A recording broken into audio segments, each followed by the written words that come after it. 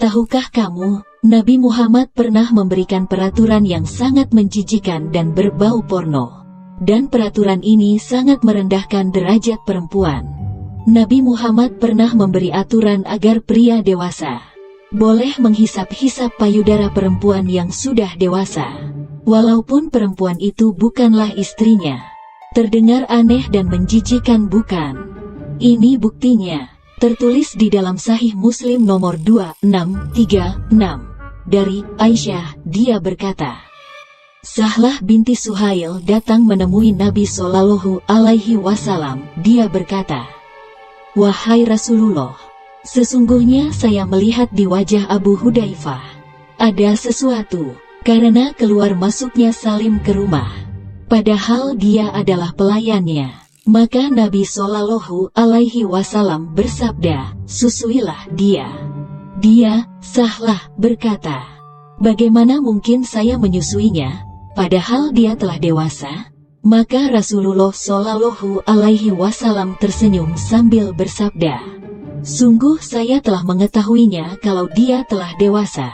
Dalam hadisnya Amru menambahkan, bahwa dia telah ikut serta dalam perang Badar. Dan dalam riwayatnya Ibnu Abu Umar, lantas Rasulullah Shallallahu Alaihi Wasallam tertawa. Wow, sangat menjijikan sekali keputusan Muhammad ini. Padahal, Muhammad tahu bahwa Sahlah binti Suhail adalah wanita dewasa dan sudah memiliki suami yang bernama Abu Hudzaifah. Tetapi, dengan senyum dan tertawaan, Muhammad menyuruh Sahlah untuk memberikan payudaranya kepada pria dewasa yang bukan suaminya. Di sini jelas sekali, Sahlah sampai bertanya kebingungan kepada Muhammad. Apa Muhammad tidak menghargai para perempuan? Apakah perempuan di zaman Muhammad rela payudaranya dihisap-hisap oleh pria asing? Lalu, sebenarnya apa tujuan Muhammad memberikan aturan tersebut? Ternyata, tujuan Muhammad memberikan aturan tersebut supaya pria tersebut menjadi muhrim bagi wanita tersebut, dan akhirnya membuat pria dan wanita tersebut tidak bisa melakukan zina. Terdengar tidak masuk akal, bukan?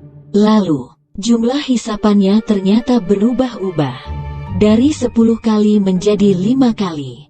Dan ternyata, ayat ini pernah ada dalam Quran. Ini buktinya. Dari Aisyah bahwa ia berkata, dahulu di antara ayat yang diturunkan adalah 10 kali susuan mengharamkan untuk dinikahi.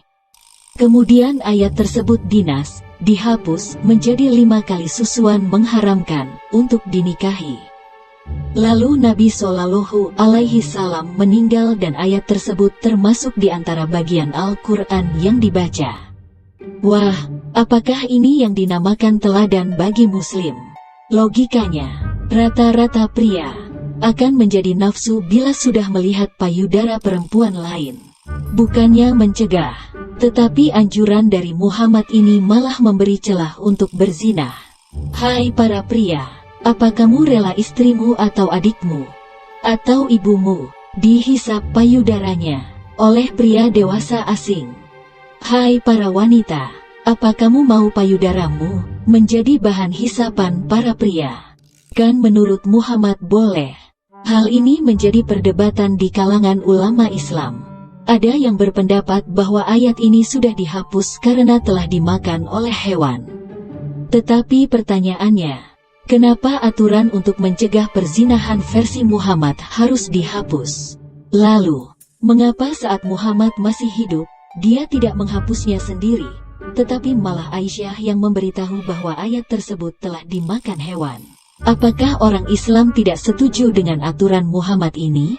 Bandingkan dengan ajaran Tuhan Yesus yang sangat menghargai perempuan. Di dalam Matius 5 ayat 28, menurut Tuhan Yesus Kristus, hanya dengan mengingini seorang perempuan saja, seseorang sudah dinyatakan berzina. Lalu, berbeda dengan cara Muhammad, dalam Yohanes 14 ayat 26, untuk membantu manusia mencegah perzinahan. Tuhan mengutus Roh untuk mengajarkan dan mengingatkan manusia supaya tidak berbuat dosa. Lalu, di dalam Yohanes 16 ayat 8, Roh tersebut juga akan menginsafkan manusia. Hai kaum muslim, kalian sudah bisa menilai sendiri. Ajaran Muhammad adalah ajaran sesat. Segeralah kembali ke ajaran yang lurus, benar dan suci, yaitu ajaran Tuhan Yesus Kristus.